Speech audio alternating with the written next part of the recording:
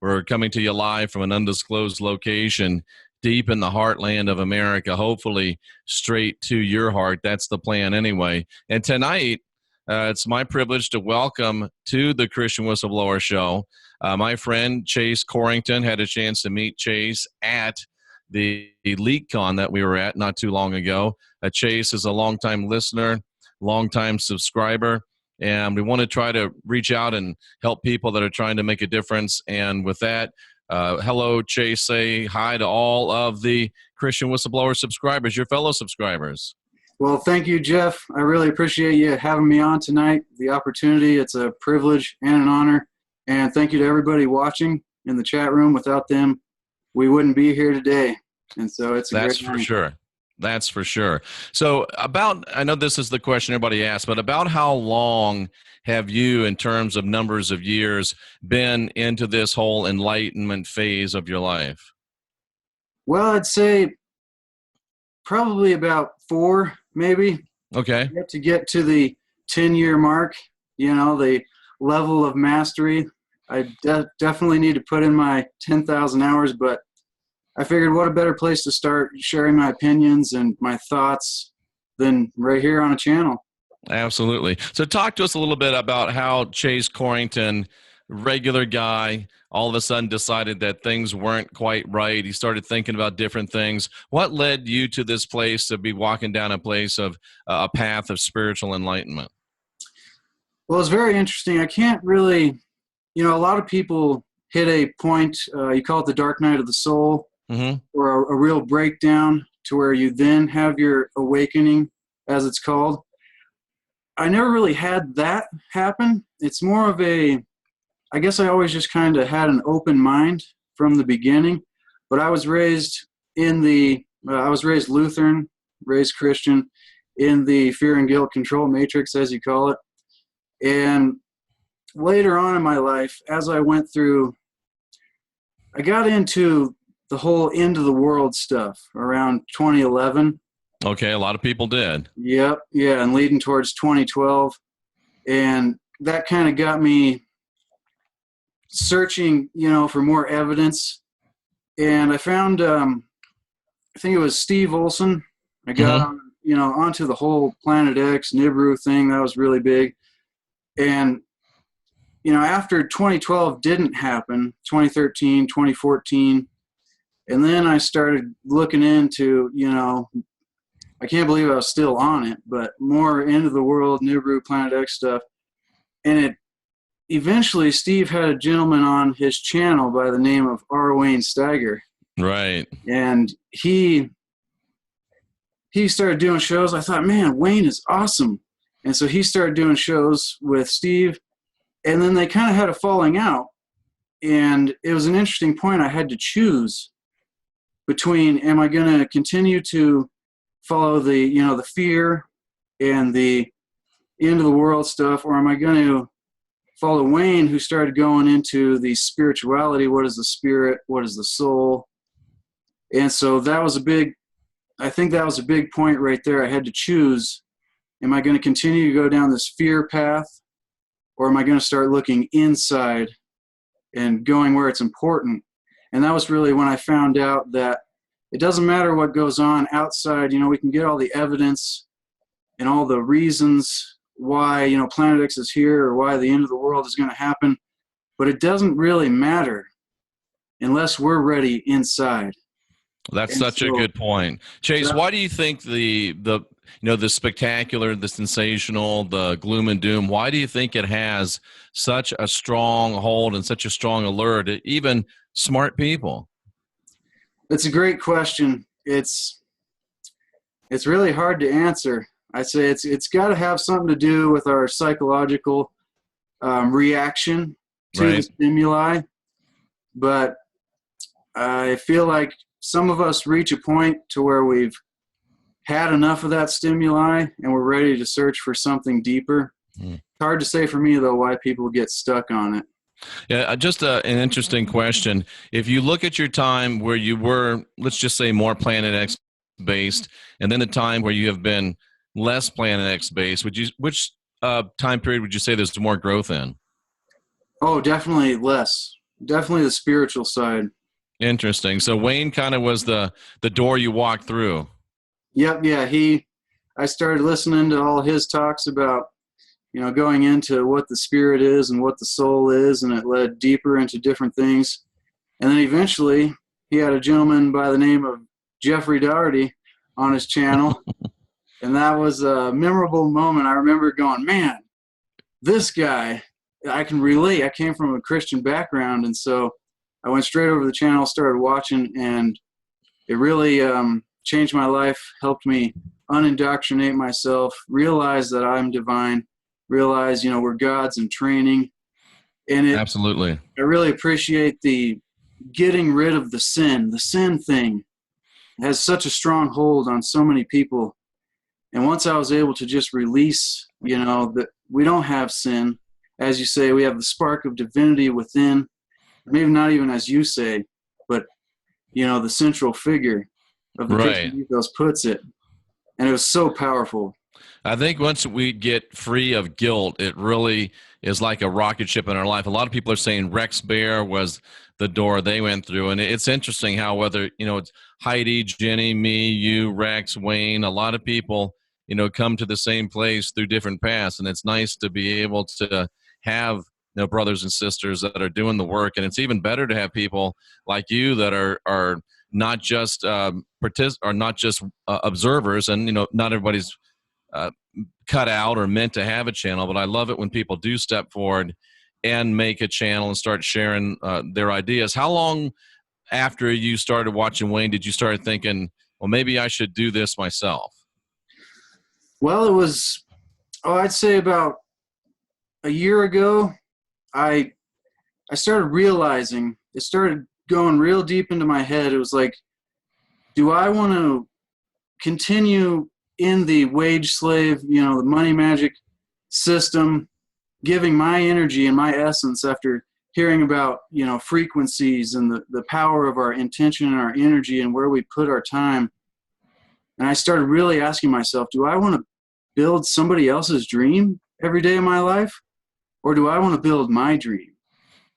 And so I watched you guys from less than 1,000 subscribers, over a few years come up to 30,000. And I was like, man, this is totally possible. Yeah, I think Wayne's over 40 now. He's about 41. It's amazing. It is. You guys will be at 100,000 and topping it in no time. I think we will. And you also didn't just do YouTube. You also have an Etsy channel, right? I do, actually, yeah. That's or an Etsy store, I'm sorry. Yep, yeah, the painting I gave you at LeakCon. I have a shop, CLC Paint, on Etsy. Just search that up and you should be able to find it. Have some high-quality, handmade, one-of-a-kind landscape paintings. Yeah, they're awesome. You said what kind of style are they? You told me a name. Yeah, Bob Ross. So they're Bob Ross style, and I do have one prominently displayed out in the living room that Chase gave to me. And I mean, it's nice that you have the initiative to do that. And for people that are saying, what, I paint, or I make jewelry, or, I have this craft, how hard is it, would you say, on a scale of 1 to 10 to start an Etsy store? Oh, very simple. Okay. Excellent. It was actually interesting how it happened. I was painting a lot, and I'm a creator, but not quite a businessman. Mm-hmm. And so my sister does business type stuff with her fiance and helping him run his business.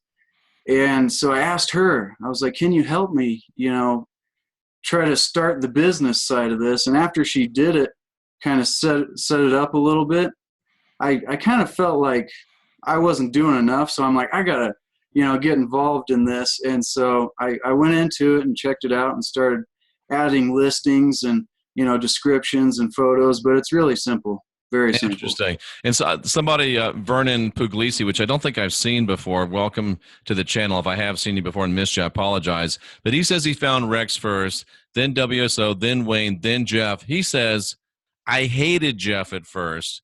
Then I grew to love him. Did you hate Jeff at first? No, sir.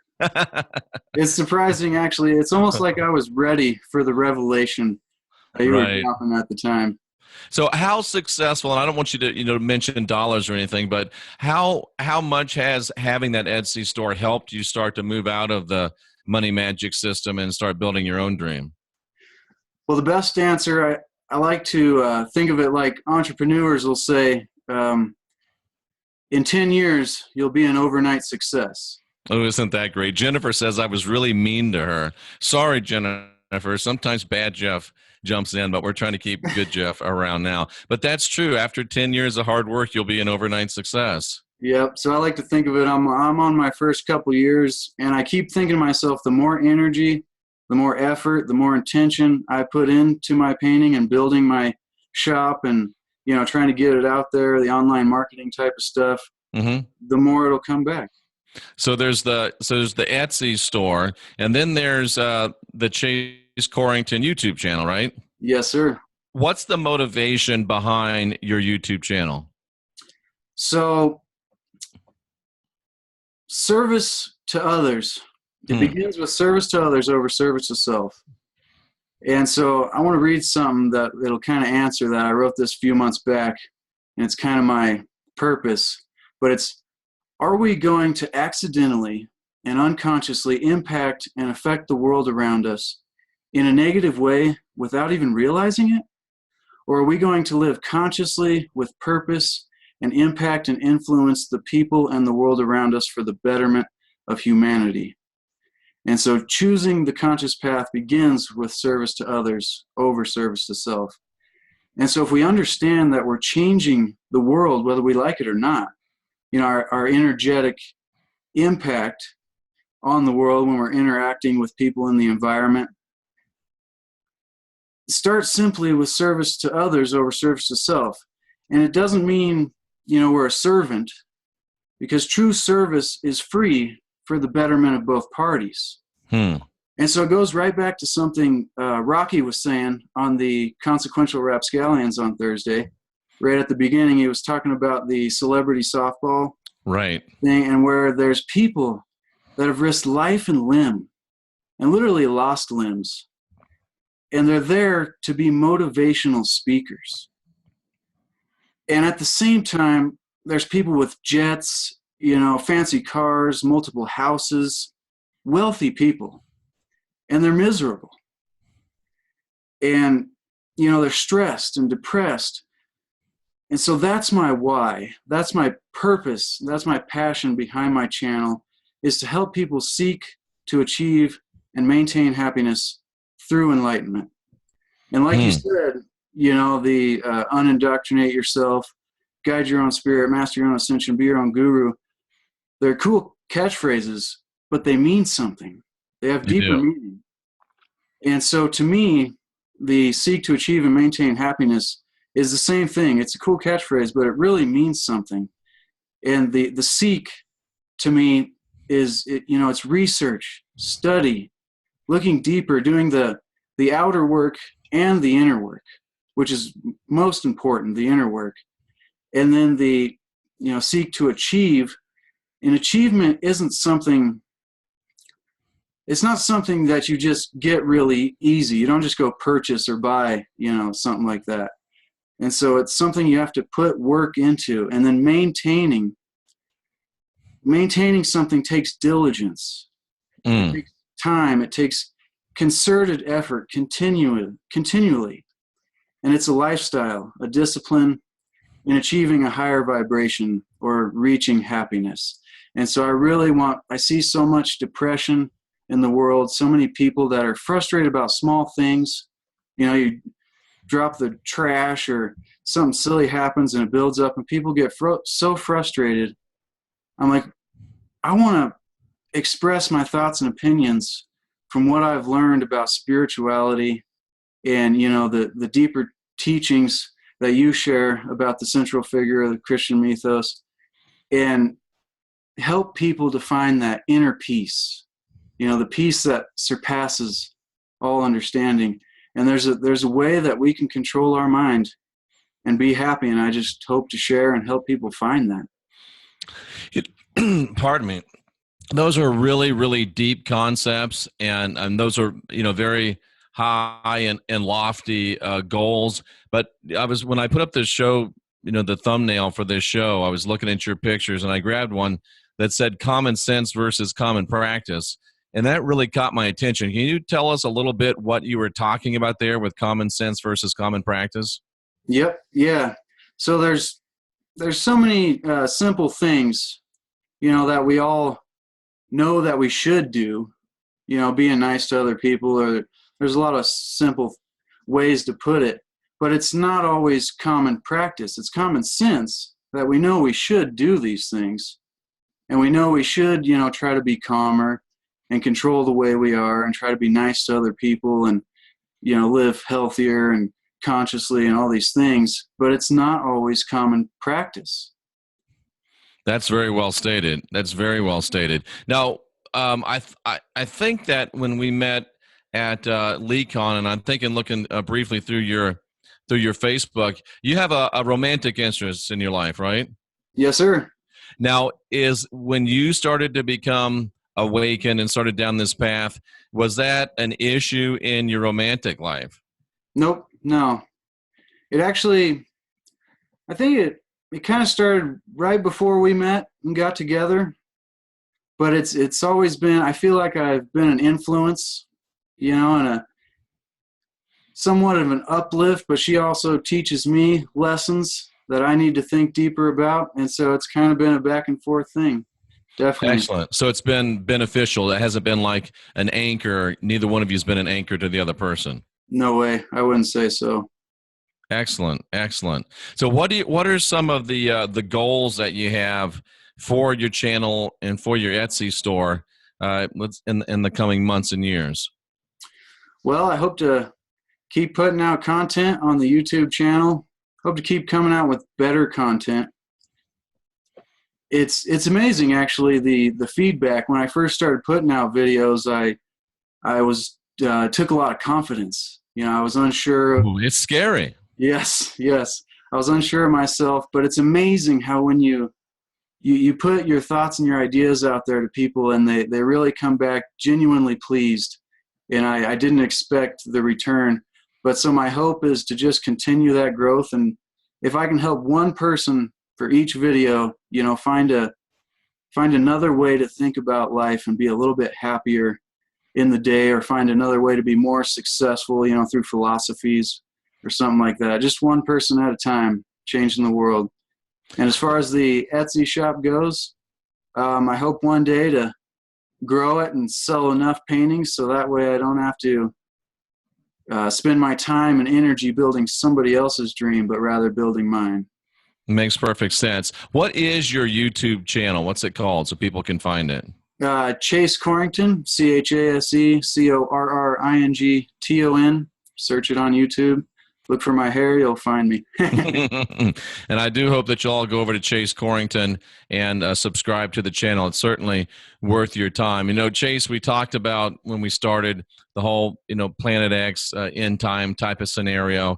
And then we've talked about, more high and lofty objective thoughts. If we really, just lay it all on the line and talk about what in very real terms, how do you feel, as a person and as a spiritual person, what do you sense, what do you feel and sense coming for us in the next months and years? Are you more of a optimistic person, or are you more or less thinking, ooh, it could be bad? Good question, because I like to think of it as your point of view versus Jay's point of view, Jay Campbell. And so, but my point of view, I forget where I've heard it, but I love this philosophy, is that it's like a pendulum. Right. And so back in the dark ages, where we were at our worst times and information was controlled, and, the freedom of thought and expression was not allowed. And so I think that was when we were on the dark side of the pendulum. Mm-hmm. And now we've come down, I think, almost brings me back to 2012, but I think we hit a point to where we went past a precipice and we're swinging into the positivity, the light, the better side of things. There's a possibility that we could go through, there's always dark times to reach the better times, but I truly believe the dark times are in our past and we're heading for a future of light. Yeah, I think you're right. And I think the most important thing is, as you stated so well, that regardless of what happens, outside us, whether times are really good or times are really bad, if the inside of us is in order, that's what really matters. We throw around these things that sound like catchphrases about you're divine, you're sovereign, you're free. But if you can really get that into your mind, if you can really make that part of who you are, I am divine, I am sovereign, I am free, and you can get to that place of peace that passes all understanding in your heart, then everything that happens on the outside becomes to be really sort of irrelevant. And if you can just realize we're passing through, it makes it so much easier to handle. And I know your channel is all about that. How does Chase Corrington keep himself in that place of inward focus versus outward focus, especially when it's the old adage, it's hard to remember that you're there to drain the swamp when you're up to your elbows in alligators? Yep. Yeah. It's a constant daily grind. I'll remind people that even though I, speak about these things and preach these things, I'm definitely not perfect. I'm just like everybody out there struggling. There's bad days and good days, ups and downs, but it really comes down to, when you have a negative stimuli or, somebody that's trying to drain your positive energy, or you're encountering, resistance, I guess, to really control your mind in the moment and remember to be in the moment and try to take that negativity and flip it around. And I really have fun. I work in a public place, and I really have fun interacting and trying to make people that are having a rough day and cheer them up and, overwhelm them with positivity. It's a challenge. But it's like I was saying, it's a discipline, it's a practice. It takes concerted effort and continually thinking about it. And harkening back to the show you did earlier today at noon, it's one of those things you have to speak. You have Absolutely. to continually speak it and speak it into action, into your life, and to the people around you.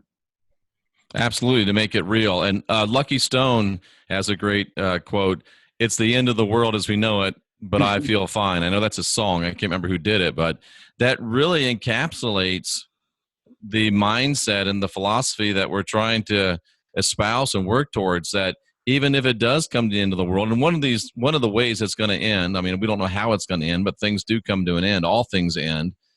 But if we can get to that place where, hey, we're fine, whatever happens, Yep. I think that's the whole point. And that's what we have to do, and that's what it's all about. I'm just running through the comments here. Somebody, TT, says that you're a handsome and young brother. It's nice to see you awakened.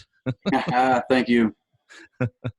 And it's amazing to know that, I wake up every morning and I have some coffee and I go and I look at my comments, and my comments are either "you're the greatest" or "you are the Antichrist." And it's so nice to be able to know that when somebody, 10 or 12 people in a row, holler at me, there are people that are listening, and there are people that have said, hey, let me start a channel, let me start making a difference. And if we can help even 1, 2, 3 people make a difference, as you said, you know what, it makes it all worthwhile. I got a little choked up. Sorry about that. And I'll say to the people that would call you the Antichrist, I've met Jeff in person, and he's a nice, he's a calm, nice man. He's not out to hurt or harm anybody, so I don't understand where these people are coming from. If anything, you're the Antichrist. Well, I do understand, Chase, and it's weird because in person, when I'm actually with people, seeing people, I am super nice, super empathetic, very polite, trying to be nice to everyone. But for some reason, it used to be, hi, Jennifer Roberts, when I came on here, it's like when I just see names, it's like I don't really see people. And when people say things, I react to the things they say. And of course, they can't help but think that they're being attacked. So it's necessary to drop the truth. It is, but I have learned, and I've had people come into my life and say, you're saying the right thing, but can you find a better way to say it. I've got empathy written on my board because I really am trying to remember that, just like I do in person. I would never call somebody an idiot or stupid or yell at them in person. I'm trying to remember that every one of these names in the chat room, and I mean 36,000 plus people watch me, and it's crazy when you think about it. So I'm Yep. really trying to be the Jeff on YouTube that I am in person, except on YouTube I'm like 6'4", but in person everybody says, I thought you'd be taller. Actually, that's funny that you say that. I personally thought you were big in person. I was like, whoa, he's bigger than I thought. Well, thanks, Chase. I appreciate that. Yeah. And it just goes to show that even when you think that you're at, and I made a statement the other day, and I don't know if you heard it, but I think sometimes our biggest work comes when we decide that we're an enlightened person. Sometimes when we think, oh, I've become awakened, I've become high conscious, that's really when our work begins. Yeah. Yep. It's like proclaiming you're humble. Once you've got it, you've lost it, and so you got to go back in and do the work. Absolutely. And once you decide that you're, and I don't know, maybe it's just me, maybe it's nobody else, but once you decide, oh, I'm conscious, I'm awake, then if you do things, you feel almost this compulsion to justify them because, hey, I'm awake, so if I did that, it must be okay. And yet, sometimes when you're awake, you still do things that are not okay or are not for the greatest good, not for service to others, not for the greatest good to the universe, or even the greatest good to yourself. So my lessons are currently, even though you're growing and reaching higher levels of consciousness, you have to continue to realize that as long as you're still walking around in this, you're still subject to failures and frailties, and there's still habits and concerns and things. There's still rough edges that need to be burred off until you are actually not in this meat suit anymore. And who knows, Chase, when we find that out, we'll probably find out that when we're through with this body, maybe our light body needs to have some refinement too in the next incarnation. Yep. Yeah. And I'll say to the people listening, Mystech does work. Absolutely. I mean, got it's myself changed some my of life. each one.